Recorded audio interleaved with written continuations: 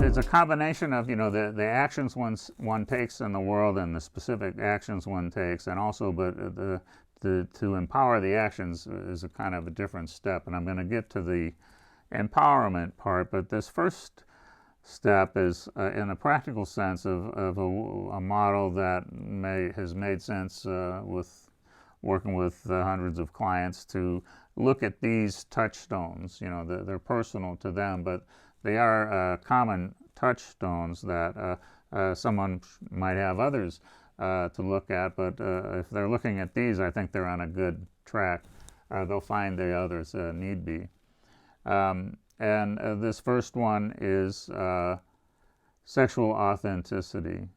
And this is just that place, as I said, to get to where you're claiming your birthright, really, get it, I understand, I am this, yes, fantastic, where they really they have that in their power, or they get to realize, oh, I can explore, I'm not sure, I want to explore, and they have a right to explore and experiment and really learn what they're attracted to, what turns them on, and it can be very nuanced. There's such a very rich territory, so like someone can open up to this, in ways that are both, sacred and or profane, and ways that are very empowering, dynamic, cathartic for them. So that's the first step, is really get them to claim their truth, or explore it and understand it, and that's their foundation. Okay, so that's who I am, what I want. Now, how do I bring it into the world?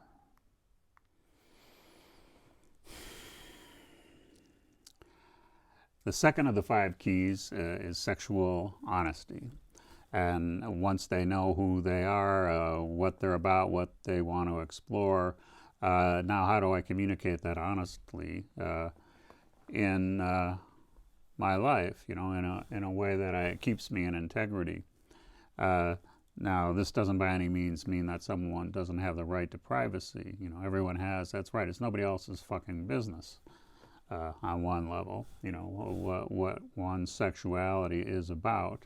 But for the first level is the honesty to the self, just to own that's my truth, and then start to, if you don't feel proud of that or excited by that, or if you don't respect that, treat it with respect in yourself. This is the work, and then is to get honest with yourself, but then choose how and learn how to bring it into your relationships, your future relationships in particular, to lead with that in the first conversation with someone. Bring it right out there. Don't waste time on hoping that someone might be into something. Just ask, present yourself. And this is very difficult for many people in our culture. This is something totally new. Sexual honesty, my goodness. They don't know how to do that. They're afraid. There's so much fear about doing that, and so much discouragement. Let's keep the lights out and keep it in the dark, and we won't bring it up. We'll have sex, but we won't really talk about it. So this is the second key, and that's this takes some courage to step into, and some determination, and also work to untangle the fears and the shames that have kept that dishonesty as the norm.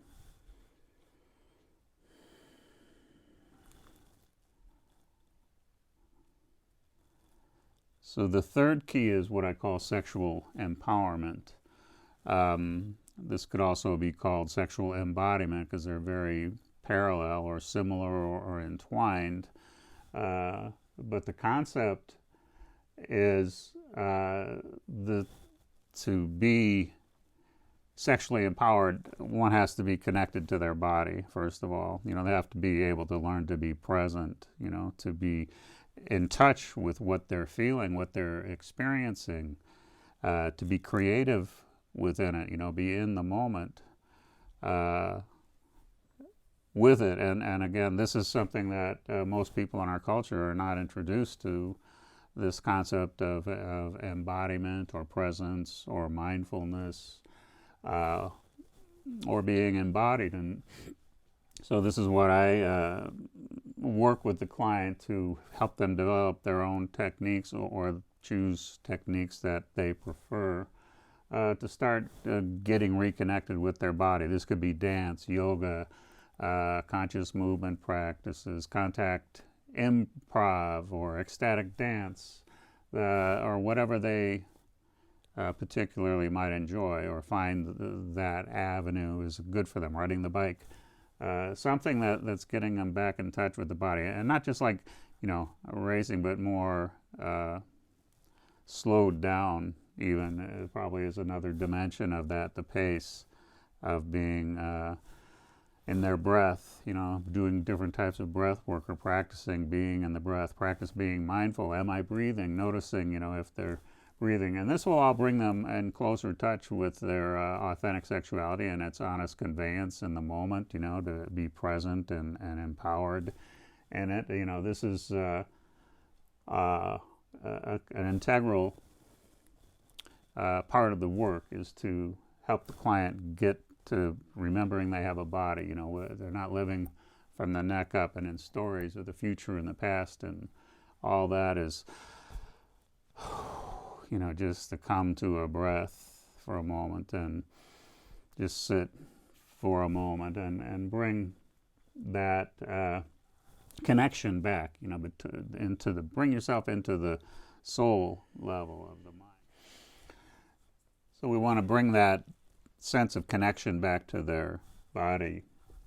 And this also brings them to awareness, personal awareness of their body, the state of their body. As I say, we are either consciously or unconsciously embodied, and to be present, to be in the moment, means to be consciously embodied. One is work to get their body all here, in the same moment. And so, but these are all practices and things that people can start to develop and learn, and they're principles, but they have to do the practice and get improvement over time of doing those practices and getting more mindful and present and embodied as they go along. But another dimension of this embodiment idea is what I call archetypal embodiment. And this is in relation to the dimension of our sexual psyche, our sexual being, sometimes what I call the sex creature, is a very distinct persona from our everyday social persona in terms of its body language, its tone of voice, the way it looks at someone, attire,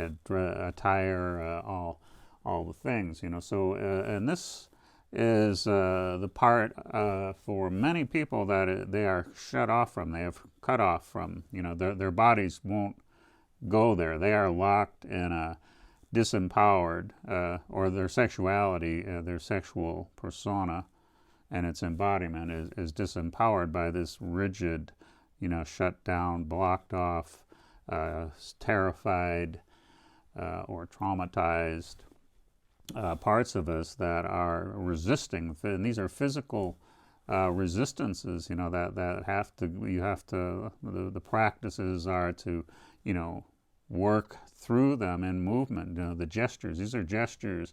The sexual being has gestures and tone of voice and the way it stands and such things. That's really what wants to show up in these sexual engagements. So this is also to bring to their recognition to start practicing those kinds of embodiments. And understand the resistances and see if they can work through them to go deeper into the pleasure and the joy that being present and embodied brings. And especially when you can allow this embodiment of this authentic sexual archetype to just show up and just be who it is.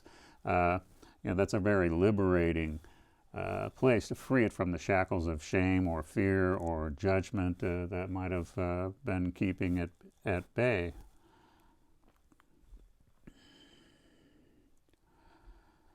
The number 4, sexual shadow. This is a very important part of the work that someone needs to examine for themselves, of understanding and being owned, being honest about the ways their sexual shadow operates, has operated. That's been the default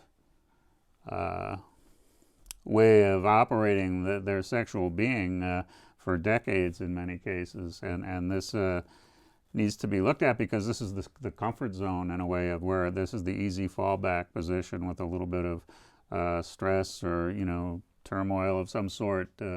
This sexual shadow is still going to be right there and say, hey, fuck it, let's just do this. So, this it requires being very conscious and aware of that sexual shadow part of them, and how it operates, and the opportunistic ways that it operates, and to be on the lookout them, and to become more aware of how that sexual shadow might be operating in your everyday life, and the way of you may be interacting in a way that's not consensual, not wanted, not welcomed, rather than being sexually honest, and straightforward. This is again back to this idea of keeping the sex creature reined in, down boy or girl, as the case might be. And this is also a very good exercise just in their self-examination, of really understanding, the depths of some of these negative parts of their, or the parts that have a negative position about their sexuality, and because that's how you can take your power back from them, essentially. And we're going to get into that later, and this is also the place, where this in this darkness, where their sexuality has been acting out, but in some ways maybe it is acting out in a ways, or there's other things entangled with that really are wanting to be looked at. Some things that are wounded, or very afraid, or are still in trauma of some sort. And this is again the value of that. Well, wonderful. Now let's go work on those things and bring the power back to where the person wants it.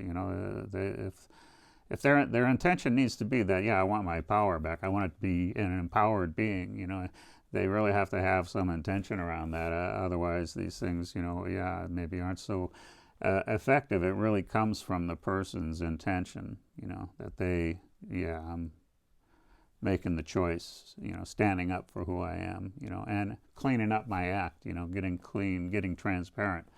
So this is about, getting back in integrity, bringing their own integrity, start building it up if it's been, lurking off in the shadows and such. So again, just another very good examination point for the person on their journey.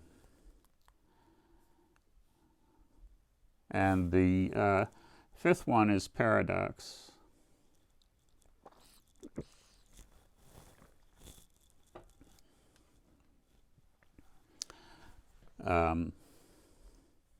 We live in a monotheistic culture, or at least in the West, and so we have some very fundamental embedded sensibilities in us. Many or most people do things as either right or wrong, black or white, good or evil. And this has been the path of both civilization along the rational mind has kind of not raised humans up to this ideal level of that we are the rational beings, and kind of dismissing the animal, saying, that's evil, that's of the flesh, that's corrupt. So, we have I find many people are stuck in this position around their sexuality of they are clear of what they want or what they'd like to go try, yet they're at the frontier of that, and they are looking in, and they just can't take that step across that threshold because there's a part of them that's saying, they're hearing that old message of you're going to go to hell, or no one's going to want you, or you would just be worthless if you do that, or how can you want to do that, or that's disgusting. All of these terrifying messages, and old beliefs and all these old internal structures still have a tremendous amount of power internally. That it's mostly unconscious. People aren't aware that this is really dictating so much in their life. But this is the place, though, in this, if that is, they can agree, yeah, that's what's going on. Again, this is about the integration. The paradox means there's this kind of split between two sides, seemingly opposite. And people believe that if I pursue my interests in some sort of edgy sexuality, that I can no longer call myself a good Christian or a citizen of the world or a member of the community or a partner in life, etc. They really have that belief that it kind of cancels out, and that's really terribly wrong for people to be stuck in that. For them, I mean, it's a horrible situation that our world has put us in. The sex negative world has put most of us in that situation of we are afraid of just being honest, and also claiming that part. So this is where people can learn, or where I encourage that it's an and. I am a very sexual being, and I am a good citizen, a partner, a member of the community, I do spiritual work, and all the things, and so this is a big hurdle. But if it's a critical hurdle, if they can get over that, and really then they can, I can do that, and I'm still who I am. I still can stand with my head high and be who I am. It doesn't diminish any other part of them. And in fact, it enhances. This is wholeness when people can get that integration of bringing their authentic sexuality. I mean, it's like the bastard child. Sex.